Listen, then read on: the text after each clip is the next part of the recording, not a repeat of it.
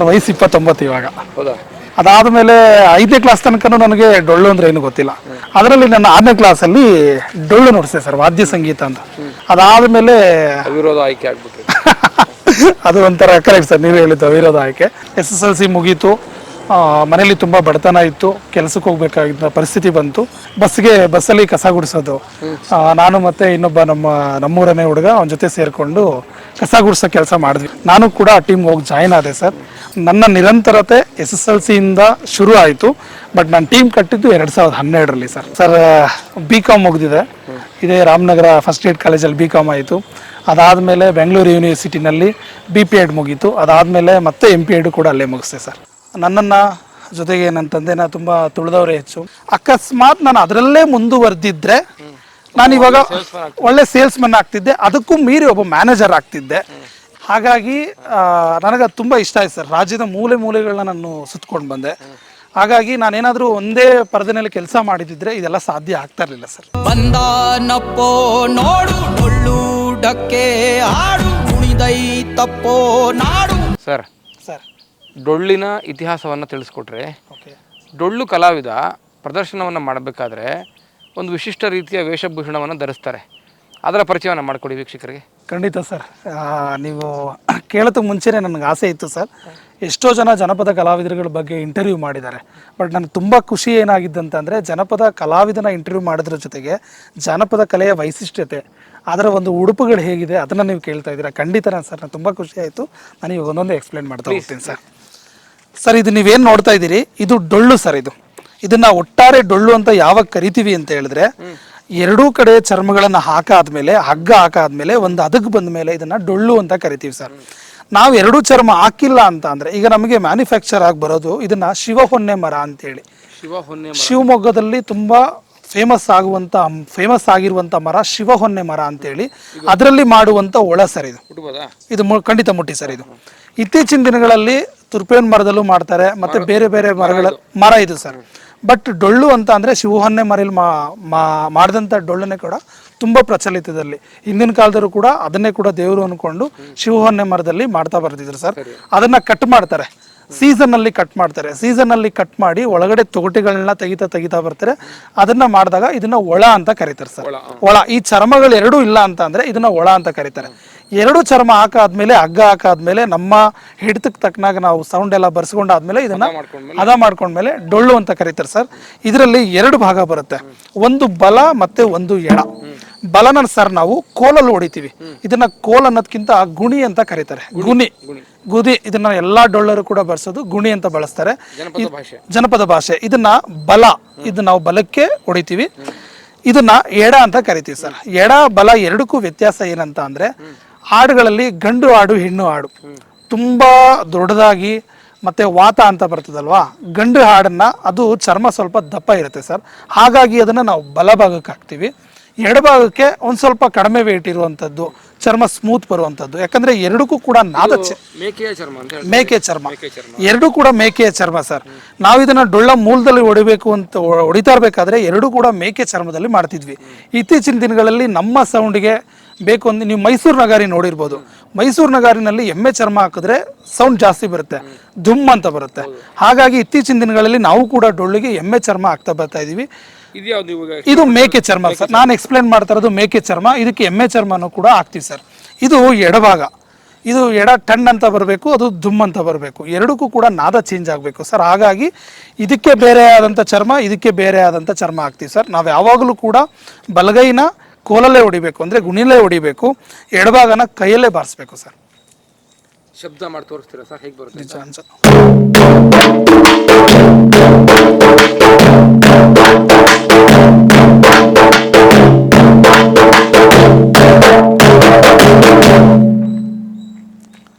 ಇಲ್ಲಿ ಹೊಡೆದ್ರಲ್ಲ ಯಾಕೆ ಸರ್? ಇದು ಮೇಲೆ, ಇದನ್ನ ಹಿಂದಿನ ಕಾಲದಲ್ಲಿ ಡೊಳ್ಳೋರು ಮೂಲ ಹೊಡಿಬೇಕಾದ್ರೆ ಸರ್ ನಾವು ಇತ್ತೀಚಿನ ದಿನಗಳಲ್ಲಿ ಡೊಳ್ಳಿನ ಏಟ್ಗಳ ಜೊತೆಗೆ ಹೊಸ ಹೊಸ ಮಾಡರ್ನೈಸೇಷನ್ ಟಚ್ ತಗೋತಾ ಈ ಟಮಟೆ ಬೀಟ್ರೋಟ್ ಇದೀವಲ್ಲ ಅದನ್ನು ಕೂಡ ಮಿಕ್ಸ್ ಮಾಡ್ತಾ ಇದೀವಿ. ಇದನ್ನ ನವಿಲು ಏಟು ಅಂತ ಕರೀತಾರೆ. ಇದನ್ನ ನಮ್ಮ ತಂದೆ ಕಾಲದಲ್ಲಿ ಇದನ್ನ ನವಿಲು ಕುಣಿತ ಏಟ್ ಅಂತ ಕರಿತಿದ್ರು.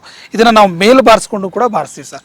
ಎರಡೂ ಜೊತೆಗೆ ನಾವು ಮೇಲೆ ಕೂಡ ಸಿಗ್ಲಿ ಅಂತ, ತಾಳ ಸಿಗ್ಲಿ ಅಂತ, ಒಂದು ಟೈಮ್ ಸಿಗ್ಲಿ ಅಂತ, ಒಂದು ಏನು ಕರೀತಾರೆ ಮೀಟರ್ ಸಿಗ್ಲಿ ಅಂತ. ಕರೆಕ್ಟ್ ಸರ್, ನೀವು ಹೇಳಿದ್ರೆ ಒಂದು ಮೀಟರ್ ಇರುತ್ತೆ, ನೀವು ಬಾರ್ಸಕ್ಕೂ ಒಂದು ಮೀಟರ್ ಸಿಗ್ಲಿ ಅಂತ. ಹೌದೌದು ಇಲ್ಲಿ ಹಾಕಿ ಅಲ್ಲಿ ಹಾಕಿದ್ರೆ ಕರೆಕ್ಟ್ ಟೈಮ್ ಸಿಗುತ್ತೆ ಅಂತ. ಹೌದು ಸರ್, ಸ್ವರ ನಾದ ಸರಿಯಾಗಿ ಕೇಳುತ್ತೆ, ಒಂದೇ ತರ ಕೇಳುತ್ತೆ ಅಂತ. ಖಂಡಿತ ಹೌದು ಸರ್. ಇದು ಡೊಳ್ಳಿನ ಪರಿಚಯ. ಇದು ಡೊಳ್ಳಿನ ಪರಿಚಯ ಸರ್. ಇದು ಪೇಟ ಸರ್. ಇದು ಪೇಟ. ನೀವು ಹಳೇ ಕಲಾವಿದರುಗಳು ತುಂಬಾ ಹಳೆ ಹಿಂದಕ್ಕೆ ಹೋದ್ರೆ ಇದನ್ನ ಪೇಟ ಬೇರೆ ತರನೇ ಇರ್ತಿತ್ತು. ಅಂದ್ರೆ ಈಗ ನಾವು ಸ್ವಲ್ಪ ಈಗ ಇದನ್ನ ಕಲರ್ಫುಲ್ ಮಾಡ್ಕೊಂಡಿದೀವಿ, ಮತ್ತೆ ಹಿಂದೆ ಬೇರೆನೇ ಇತ್ತು ಸರ್ ಅವಾಗ. ಹಾಗಾಗಿ ಇದು ಪೇಟ ಅಂತ ಕರೀತಾರೆ. ಇದು ರೆಡಿಮೇಡ್ ಅಲ್ಲ, ನೀವೇ ಕಟ್ಕೊಂಡಿರೋದು? ಇದು ನಾವು ಬಟ್ಟೆ ತಗೊಂಡ್ಬರ್ತೀವಿ ಸರ್, ಕ್ಲಾತ್ ತಗೊಂಡ್ಬರ್ತೀವಿ, ಕಟ್ ಮಾಡಿ ಹೊಲಿಸ್ತೀವಿ, ಎಡ್ಜ್ ಹೊಲಿಸಿ ನಾವು ಇದನ್ನ ಪೇಟ ಹಾಕೊಳ್ತೀವಿ. ನಾನು ಇದೇನು ಕಟ್ಟಿದಿರಿ ತಲೆಗೆ, ನೀವೇ ಕಟ್ಟಿರೋದು? ಹೌದು, ನಾವೇ ಕಟ್ಟಿರೋ ಸರ್. ಇದೆಲ್ಲ ನಾನು ಎಕ್ಸ್ಪ್ಲೈನ್ ಮಾಡಾದ್ಮೇಲೆ ಒಂದ್ಸಲಿ ನಿಮಗೆ ಪೇಟ ಕಟ್ಟಿ ತೋರಿಸ್ತೀನಿ, ಅದೇ ಕಟ್ಟೋದು ಅಂತೇಳಿ. ಸರ್ ಇದು ಎದೆ ಉರಿ ಸರ್, ಇದು ಎದೆ ಉರಿ ಸರ್. ಮೊಟ್ಟಿ ಸರ್. ಸರ್ ಎದೆ ಉರಿ ಹಿಂದಿನ ಕಾಲದಲ್ಲಿ ಇದೆಲ್ಲ ಇದೇ ಥರ ಉರಿ ಹಾಕೊಳ್ತಿದ್ರು ಸರ್. ಈಗ ಬರ್ತಾ ಏನಾಗ್ತಿದೆ ಅಂತ ಅಂದರೆ, ಈಗ ನಾವು ಕಾಲೇಜು ಮಕ್ಕಳಿಗೆ ಮತ್ತು ದೊಡ್ಡ ಸ್ಕೂಲ್ ಮಕ್ಕಳಿಗೆ, ಡೆಲ್ಲಿ ಪಬ್ಲಿಕ್ ಸ್ಕೂಲ್ ಆಗ್ಬೋದು, ತುಂಬ ಇಂಟರ್ನ್ಯಾಷನಲ್ ಲೆವೆಲಲ್ಲಿ ಹೋದಾಗ ಇದು ನಮಗೆ ಅಭ್ಯಾಸ ಆಗ್ಬಿಟ್ಟಿರುತ್ತೆ ಸರ್. ಇದು ಸ್ವಲ್ಪ ಚುಚ್ಚುತ್ತೆ, ಯಾಕಂದರೆ ಇದು ನಾವು ಮೂಲ ಜನಪದ ಪ್ರೊಫೆಷನಲ್ಲು, ನಮಗೆ ಇದು ಅಭ್ಯಾಸ ಆಗ್ಬಿಟ್ಟಿರುತ್ತೆ. ಅವರು ಸ್ವಲ್ಪ ನಾವು ಇದನ್ನು ಹಾಕಿದ್ರೆ ಅವ್ರಿಗೆ ಚುಚ್ಚುತ್ತೆ ಅಂತ ಹೇಳಿದಾಗ ಸ್ವಲ್ಪ ಇದನ್ನು ವೈರ್ ಥರ, ಯಾಕಂದರೆ ನೀವು ದನಗಳಿಗೆ ಮೂಗ್ದಾರ ಹಾಕ್ತಾರಲ್ಲ ಆ ವೈರ್ ಇರುತ್ತೆ, ಅದರಲ್ಲೂ ಮಾಡಿ ನಾವು ಇದನ್ನು ಮಾಡ್ತೀವಿ ಸರ್. ಇದು ಕುಚ್ಚು. ನೀವು ಹಿಂದಿನ ಫೋಟೋಗಳು ನೋಡ್ತು ಅಂತ ಅಂದರೆ ಈ ಕುಚ್ಚುಗಳನ್ನ ಈಗ ನಾವು ಇದನ್ನ ಈಗಿನ ಟ್ರೆಂಡ್ ತಕ್ಕನಾಗಿ ನಾವು ಈ ಥರ ಕುಚ್ಚುಗಳನ್ನ ಉಲ್ಲನ್ ಬರುತ್ತೆ, ಈ ಥರ ಕುಚ್ಚು ಮಾಡ್ಕೊಳ್ಳಿ. ಇದು ರೆಡಿಮೇಡ್ ಸರ್. ಇದು ಉಲ್ಲನ್ ಸಿಗುತ್ತೆ. ಇದನ್ನ ತಗೊಬಂದು ನಾವು ಹಗ್ಗ ಹಾಕಿ ನಮ್ಗೆ ಎಷ್ಟು ಬೇಕು ಅಷ್ಟನ್ನ ಜೋಡಿಸ್ಕೊಂಡು ಕಟ್ಕೊಂಡ್ರೆ ಆಗುತ್ತೆ ಸರ್. ಬಟ್ ನೀವು ಹಿಂದೆ ನೋಡಿದ್ರೆ ಈ ಚೀಲ ಬರುತ್ತೆ ಸರ್, ಪ್ಲಾಸ್ಟಿಕ್ ಚೀಲ, 2 ಚೀಲ ಬರುತ್ತೆ. ಸಿಮೆಂಟ್ ಚೀಲ, ಗೋಣಿ ಚೀಲ ಮತ್ತೆ ಪ್ಲಾಸ್ಟಿಕ್ ಚೀಲ. ಆ ಪ್ಲಾಸ್ಟಿಕ್ ಚೀಲಗಳಲ್ಲಿ ದಾರಗಳು ಬರುತ್ತಲ್ಲ, ಅದನ್ನ ತೆಗೆದು ನಮ್ಮ ತಂದೆಯರ ಕಾಲದಲ್ಲಿ ಅದನ್ನ ಹಾಕೊಳ್ತಿದ್ರು. ಬಟ್ ಬರ್ತಾ ಇದು ಹುಲ್ಲನ್ಗಳು ಹಾಕೊಳ್ತೀವಿ ಸರ್ ಇವಾಗಿನ. ಇದು ಸರ್, ಇದು ಎದೆ ಕವಚ. ಇದು ಎದೆ ಕವಚ ಸರ್. ಫಸ್ಟ್ ಏನಿತ್ತು ಅಂತ ಅಂದ್ರೆ ಚರ್ಮದ ಕಲ್ಲರ್ ಯಾವ್ದಿರುತ್ತೆ, ಚರ್ಮದ ಥರ, ಈಗ ಹುಲಿ, ಸಿಂಹ ಈ ಥರ ಅದು ಸ್ಕಿನ್ ಹೇಗಿರುತ್ತೆ ಅದನ್ನ ಆ ಥರ ನೋಡಿ ಈ ಬಟ್ಟೆ ತಗೊಳ್ತಿದ್ವಿ ಸರ್. ಇದನ್ನ ಚಿರತೆ ಚರ್ಮ ಥರ ಇದೆ, ಚಿರತೆ ಚರ್ಮ ಥರ ಹೋಲಿಕೆ ಇದೆ ಸರ್. ಅದೇ ಥರ ಹೋಲಿಕೆ ಇದೆ. ನಾವು ಸಿಂಹ, ಚಿರತೆ ಈ ಥರ ಹೋಲಿಕೆ ಇರುವಂಥದ್ದು ಪ್ರಿಂಟನ್ನೇ ತಗೊಬಂದು ಅದನ್ನ ನಮ್ಮ ಸೈಜ್ಗೆ ತಕ್ಕನಾಗಿ ನಾವು ಹೊಲಿಸ್ಕೊಳ್ತೀವಿ ಸರ್. ಅದಾದ್ಮೇಲೆ ಇದು ಕಂಬಳಿ ಸರ್. ಇದು ತುಂಬಾ ಇಂಪಾರ್ಟೆಂಟ್ ಸರ್. ಡೊಳ್ಳಿಗೆ ಮೂಲ ಕರಿ ಕಂಬಳಿ. ಏನು ಕರಿಯ ಕಂಬಳಿ ಸರ್. ಡೊಳ್ಳು ಅಂತ ಅಂದರೆ ನಾವು ಬೀರೆ ದೇವರು ಬರುತ್ತಲ್ಲ ಸರ್, ಅದಕ್ಕೆ ತುಂಬ ಪ್ರಿಯವಾದಂಥದ್ದು. ಮತ್ತು ಈ ಡೊಳ್ಳಿಗೆ ಮೂಲ ಯಾವುದು ಅಂತ ಅಂದರೆ ಡೊಳ್ಳಿನ ಜೊತೆಗೆ ಕರಿಯ ಕಂಬಳಿ. ನಾವು ಡೊಳ್ಳು ಕುಣಿತ ಅಂತ ಅಂದರೆ ನಾವು ಇದನ್ನು ಚೇಂಜ್ ಮಾಡ್ಬೋದು, ಇದನ್ನು ಚೇಂಜ್ ಮಾಡ್ಬೋದು, ಏನೇ ಚೇಂಜ್ ಮಾಡಿದ್ರು ಈ ಮೂಲನ ಯಾವುದೇ ಕಾರಣಕ್ಕೂ ಚೇಂಜ್ ಮಾಡಲಿಕ್ಕಾಗಲ್ಲ ಸರ್. ನಾವು ಡೊಳ್ಳು ಅಂತ ಅಂದರೆ ಕರಿ ಕಂಬಳಿ ಹಾಕ್ಕೊಂಡ್ರೆ ಅದು ನಾವು ಡೊಳ್ಳು ಕುಣಿತ ಅಂತ ಕರೀಲಿಕ್ಕೆ ಸಾಧ್ಯ ಸರ್. ಮತ್ತು ಇದು ಕಾಲುಗಳಿಗೆ ಇದು ಸರ್, ನಾವು ಎದೆ ಊರಲ್ಲಿ ಏನು ಹಾಕ್ಕೊಂಡಿದ್ದೀವಿ ಇದನ್ನು ಕಾಲುರಿ ಸೇಮ್ ಇದೇ ಇದು, ಅದನ್ನು ಕಾಲಿಗೂ ಹಾಕ್ಕೊಳ್ತೀವಿ ಸರ್. ಹಿಂದಿನ ಕಾಲದಲ್ಲಿ ಈ ದೃಷ್ಟಿ ತೆಗಿಯೋಕ್ಕೆ ಅಂತೇಳಿ ಕಾಲಿಗೆ ಹಾಕ್ತಿದ್ರು ಗೊತ್ತಾ ಸರ್. ಇವಾಗಿನ ಕಾಲದಲ್ಲೂ ಕೂಡ ಕರಿದಾರ ಕಟ್ತಾರೆ, ಹೆಣ್ಮಕ್ಳಿಗಾಗಲಿ ಗಂಡು ಮಕ್ಳಿಗಾಗಲಿ ಕೈಗಾಗಲಿ ಕರಿದಾರ ಕಟ್ತಾರೆ ಸರ್. ನಾವು ಎಷ್ಟೇ ಡೊಳ್ಳೋಡಿಲಿ, ನಾವೇನೇ ಮಾಡಲಿ, ಫಾರ್ ಎಕ್ಸಾಂಪಲ್ ನೀವೆಲ್ಲೋ ಬೇರೆ ಕಡೆ ಹೋಗ್ತೀರಿ, ದೃಷ್ಟಿ ಆಗ್ಬಿಟ್ಟಿರುತ್ತೆ, ನಿಮ್ಮ ಮನೇಲಿ ಹೋದ ತಕ್ಷಣ ನಿಮಗೆ ದೃಷ್ಟಿ ತೆಗಿತಾರೆ, ಅಂಚಿಕಡ್ಡಿಲಿ ತೆಗಿತಾರೆ, ಮತ್ತೆ ಏನೋ ನಿಂಬೆಹಣ್ಣಲ್ಲಿ ತೆಗಿತಾರೆ, ಬೇರೆ ದೃಷ್ಟಿ ತೆಗಿತಾರೆ. ಬಟ್ ನಮಗೆ ಜನಪದ ಕಲಾವಿದರಿಗೆ ಯಾವುದೇ ಕಾರಣಕ್ಕೆ ದೃಷ್ಟಿ ಆಗಲ್ಲ ಸರ್. ನೀವು ಎಷ್ಟೇ ಜನ ಕಣ್ಣಾಕಿದ್ರು ಕೂಡ, ಏನೇ ದೃಷ್ಟಿ ಆದರೂ ಕೂಡ ಈ ಕರಿ ಎದೆ ಉರಿ ಕಾಲುರಿ ಇದೆಯಲ್ಲ, ಇದು ನಮ್ಮನ್ನ ಅಲ್ಲಿಗೆ ಕ್ಲಿಯರ್ ಮಾಡುತ್ತೆ ಸರ್, ಕಾಪಾಡುತ್ತೆ. ಇದು ಜನಪದ ನಂಬಿಕೆ. ಇವೆಲ್ಲ ಈ ನಿಮ್ಮ ಸರ್, ಇದು ಡೊಳ್ಳಿಗೆ ವಿಭೂತಿ ಸರ್. ಹಿಂದಿನ ಕಾಲದಲ್ಲಿ ಮಾಮೂಲಿ ವಿಭೂತಿ ಬರುತ್ತಲ್ಲ ಆ ವಿಭೂತಿ ಹಾಕೊಳ್ತಿದ್ವಿ. ಇವಾಗೆಲ್ಲ ಪೇಂಟಿಂಗ್ ಬಂದಿದೆ. ಆ ಪೇಂಟಿಂಗ್ ನೀವು ನೋಡ್ತಿರಲ್ಲ ಶಿವ, ಹಾಗೆ ಅದೇ ರೀತಿ ಇಲ್ಲಿ ಪೇಂಟ್ ಮಾಡ್ತೀವಿ. ಮಧ್ಯ ರೆಡ್ ಹಾಕ್ತೀವಿ ಸರ್. ಮತ್ತೆ ಇಲ್ಲಿ ಮಧ್ಯದಲ್ಲಿ ಈ ಒಂದು ಬಟನ್ ಹಾಕ್ತೀವಿ, ಮತ್ತೆ ಇಲ್ಲಿ ಹಾಕ್ತೀವಿ, ಮತ್ತೆ ಭುಜದ ಮೇಲೆ 2 ಭುಜದ ಮೇಲೆ 3 ಪಟ್ಟೆನ ಹಾಕ್ತೀವಿ ಸರ್. ಅಂದ್ರೆ ಇದು ಪ್ರದರ್ಶನ ಮಾಡಬೇಕಾದ್ರೆ ಬೆವರು ಬಂದ್ರು ಕೂಡ ಹೋಗಲ್ಲ ಸರ್. ಅಂದ್ರೆ ತುಂಬಾ ಹೊತ್ತಿರುತ್ತೆ. ಬಟ್ ಹಿಂದಿನ ಕಾಲದಲ್ಲಿ ನಾರ್ಮಲ್ ಆಗ್ತಿದ್ರಲ್ವಾ, ಅದು ತುಂಬಾ ಒಂದು ಸಲ ನಾವು ಪ್ರದರ್ಶನ ಮಾಡಿಬಿಟ್ರೆ ಅದು 1 ರೌಂಡ್ಗೆ ಪೂರ್ತಿ ನಮ್ಮ ಸ್ವೆಟ್ ಆಗ್ತ ತಕ್ಷಣ ಇಮಿಡಿಯೇಟ್ ಅದು ಇಳಿದು ಬಿಡ್ತಿತ್ತು. ಇದಾದ್ರೆ ಸ್ವಲ್ಪ ಹೊತ್ತಿರುತ್ತೆ ಸರ್. ಸ್ವಲ್ಪ ತಗೊಂಡು ಅಟ್ಲೀಸ್ಟ್ ಒಂದು 3 to 4 hours ಇದ್ದೇ ಇರುತ್ತೆ ಸರ್. ಇದು ಈಗಿನ ನಾವು ಟ್ರೆಂಡ್ಗೆ ತಕ್ಕನಾಗಿ ಸರಗಳು ಹಾಕೋದು ಸರ್, ಆಭರಣ ಇರಲಿ ಅಂತೇಳಿ, ಚೆನ್ನಾಗಿ ಕಾಣಲಿ ಅಂತ. ಅವಾಗೆಲ್ಲ ನಿಮ್ಮ ವೇಷಭೂಷಣದಲ್ಲಿ ನಾನು ಖುಷಿಯಾಗಿದ್ದು ಕನ್ನಡತನವನ್ನು ನೀವು ಬಳಸ್ಕೊಂಡಿದ್ದೀರಿ. ಖಂಡಿತ ಸರ್. ಫಸ್ಟು ನೀವು ನಮ್ಮ ತಂಡದ ನಾನು 2012ರಲ್ಲಿ ಸ್ಟಾರ್ಟ್ ಮಾಡಬೇಕಾದ್ರೆ ಬೇರೆನೇ ಕಾಸ್ಟ್ಯೂಮ್ ಇತ್ತು ಸರ್. ಏನು ಬೇರೆನೇ ಕಾಸ್ಟ್ಯೂಮ್ ಅಂದರೆ ಇದು ಬೇರೆ ಕಲರ್ ಇತ್ತು. ಇದು ನೀವು ನೋಡ್ತಾ ಇದ್ದೀರಾ ಎಲ್ಲೋ ರಿಲೇಟೆಡ್ ಪ್ರಿಂಟು, ಇದು ಕೂಡ ಎಲ್ಲೋ ರಿಲೇಟೆಡ್ ಎಲ್ಲೋ ರೆಡ್ ಪ್ರಿಂಟೆಡ್. ಬಟ್ ನಾವು ನವಂಬರ್ ಸೀಸನ್ಗೆ ಹೋದಾಗ ಅವ್ರು ಏನು ಮಾಡ್ತಿದ್ರು ಅಂದರೆ ಪಾರ್ಟಿಗಳು ಏನಾದರೂ ಕನ್ನಡದ ಬಗ್ಗೆ, ಕನ್ನಡದ ಬಾವುಟದ ಬಗ್ಗೆ ಏನಾದರೂ ಕಲೆಗಳ ತಗೊಬನ್ನಿ ಅಂತಂದಾಗ, ಈಗ ಪಟದ ಕುಣಿತ ಅದು ಕೂಡ ಉಲ್ಲನ್ ರೆಡ್ಡು ಎಲ್ಲೋ ಈ ರೀತಿ ಇರ್ತಿತ್ತು, ಮತ್ತು ಕಾಸ್ಟ್ಯೂಮು ರೆಡ್ಡು ಎಲ್ಲೋ ಈ ರೀತಿ ಇರ್ತಿತ್ತು. ಹಾಗಾಗಿ ನವಂಬರ್ ಸೀಸನಲ್ಲಿ ನಾವು ಫಸ್ಟ್ ಟೈಮು ನಾವು ಎಲ್ಲೋ ಅಂಡ್ ರೆಡ್ಡು ತೊಗೊಬಂದಿದ್ದು ಸರ್.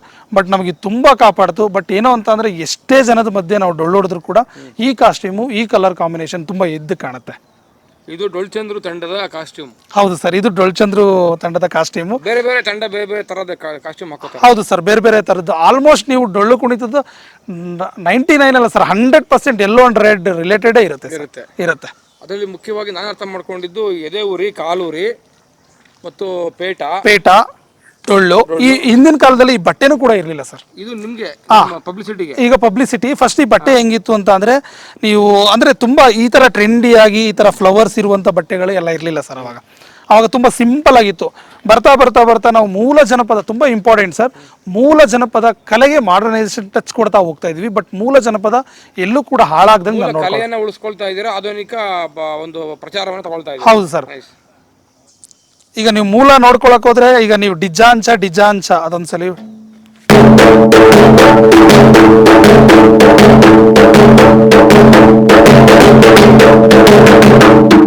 ಇದು ಮೂಲ ಸರ್. ಇದು ಮೂಲ ಜನಪದ ಕಲೆ. ಯಾವುದೇ ಡೊಳ್ಳು ಎಂಟ್ರಿ ತಗೋಬೇಕಾದ್ರೂ ಡಿಜಾಂಚ ಇಲ್ಲ ಚಾನ್ ಇದನ್ನ ಎಂಟ್ರಿ ತಗೊಳುತ್ತೆ ಸರ್. ಇದು ಮೂಲ ಜನಪದ. ಇವಾಗಲೂ ಕೂಡ ನಾವು ಮೂಲ ಜನಪದವನ್ನೇ ಹೊಡಿತೀವಿ. ಇದನ್ನೆಲ್ಲೂ ಕೂಡ ಇದ್ರ ಜೊತೆಗೆ ನಾವು ಹೊಸ ಏಟ್ಗಳನ್ನ ತರ್ತಾ ಹೋಗ್ತೀವಿ. ಚಾಂಚ್ ಡಿಜ್ಜನ್ನಕ ಡಿ.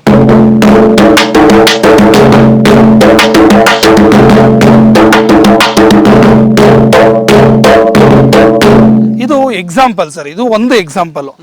ಇದ್ರ ಜೊತೆಗೆ ನಾವು ತುಂಬಾ ಡಿಫ್ರೆಂಟ್ ಆಗಿ ಬೇರೆ ಏನಾದ್ರು ಮಧ್ಯದಲ್ಲಿ ಕಟ್ಗಳನ್ನ ಸೇರಿಸ್ಕೊಂಡು, ಹೌದು ಸರ್, ಜನಕ್ಕೆ ಬೇಗ ಟಚ್ ಆಗ್ಬೇಕು ನಾವು.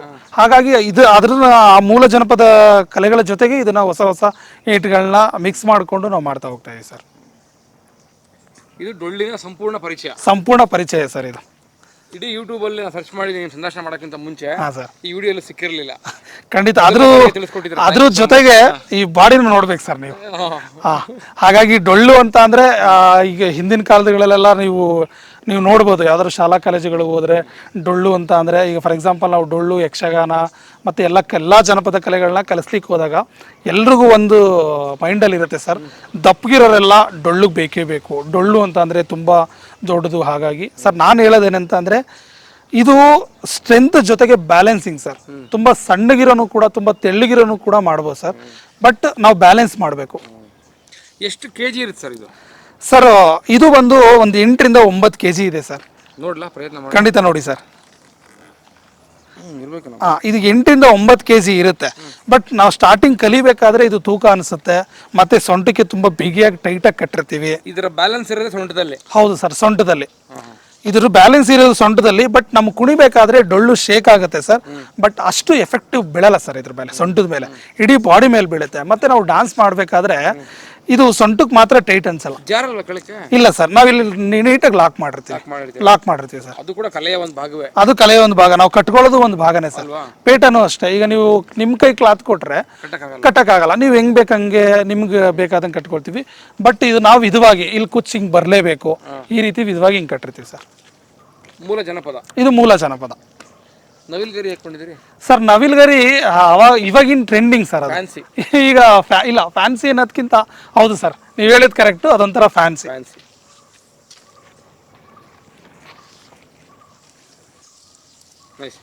ಥ್ಯಾಂಕ್ಸ್ ವೀಕ್ಷಕರಿಗೆ ಡೊಳ್ಳಿನ ಸಂಪೂರ್ಣ ಮಾಹಿತಿಯನ್ನು ಕೊಟ್ರಿ. ಖಂಡಿತ ಸರ್. ನೀವು ಎಲ್ಲಿ ಸರ್ಚ್ ಮಾಡಿದ್ರು ಕೂಡ ಸಿಗಲ್ಲ ಇದು. ಹಾಗಾಗಿ ಡೊಳ್ಳು ಕಲಾವಿದರನ್ನ ಮಾತಾಡ್ಸಿದ್ದೀನಿ, ಯಾರು ಇಷ್ಟು ವಿವರಣೆ ಕೊಟ್ಟು ನಂಗೆ ಹೇಳಿರಲಿಲ್ಲ. Thank you sir, thank you so much. ಡೊಳ್ಳು ಕುಣಿತ ಅಂದ್ರೆ ಇಷ್ಟು ನಿಮ್ದು? ಹೌದು ಸರ್, ಇಷ್ಟು.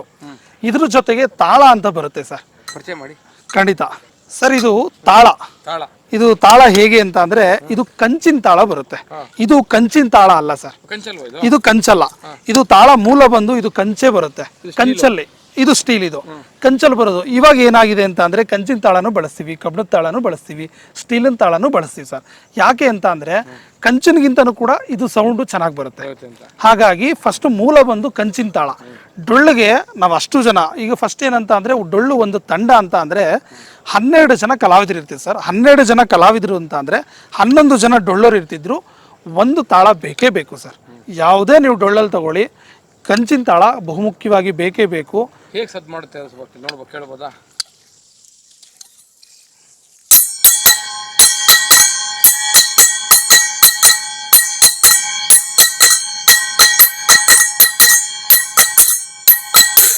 ನೀವು ಇದನ್ನ ಸಪ್ರೇಟ್ ಕೇಳೋದ್ಕಿಂತ ಡೊಳ್ಳು ಜೊತೆಲಿ ಕೇಳಿದ್ರೆ ತುಂಬಾ ಚೆನ್ನಾಗಿರುತ್ತೆ ಸರ್. ಡಿ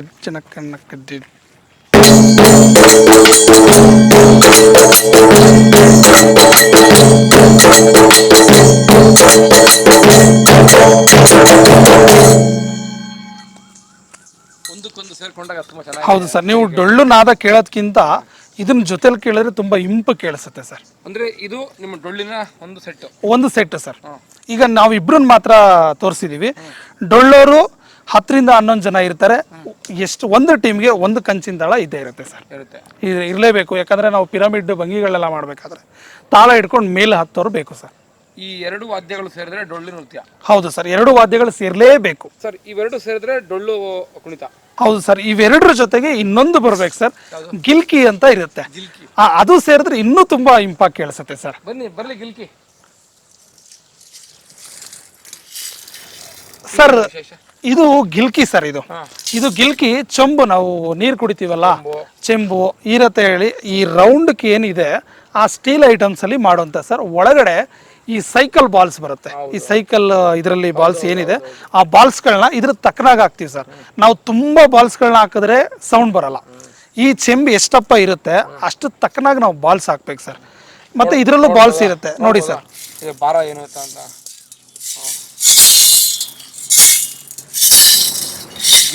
ಇದು ಗಿಲ್ಕಿ ಸರ್. ಇದು ಪೈಪ್. ಇದು ಪೈಪಲ್ಲಿ ನಾವು ಹಿಡ್ಕೊಳಕ್ಕೆ. ಹೌದು, ನಾವೇ ತಯಾರು ಮಾಡ್ಕೊಳ್ಳೋಂತ ಸರ್. ರೆಡಿಮೇಡ್ ಸಿಗಲ್ಲ ಇದು? ಈ ರೆಡಿಮೇಡ್ ಇಲ್ಲ ಸರ್. ರೆಡಿಮೇಡ್ ಯಾರು ಇಟ್ಕೊಂಡಿರಲ್ಲ, ಇದನ್ನ ನಾವೇ ಮಾಡಿಸ್ಕೋಬೇಕು. ಅದನ್ನೊಂದ್ಸಲ ಬಾರಿಸಿ ತೋರಿಸ್ಬೋದಾ? ಹಾ, ಖಂಡಿತ. ಮೂರನ್ನು ಒಂದು ಇಂಡಿವಿಜುವಲ್ ತಗೊಂಡ್ಬಿಡೋಣ.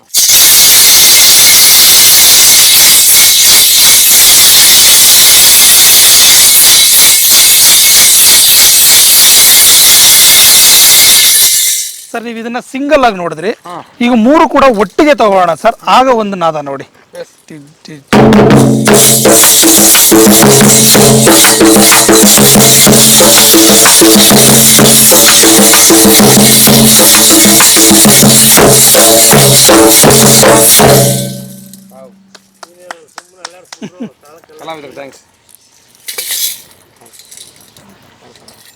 ಚಂದ್ರು ಅವರೇ ಸರ್, ಈ ಭಾಗದ ಹೆಮ್ಮೆಯ ಜಾನಪದ ಕಲಾವಿದರು ನೀವು. ನಮಗೆಲ್ಲ ತುಂಬ ಹೆಮ್ಮೆ.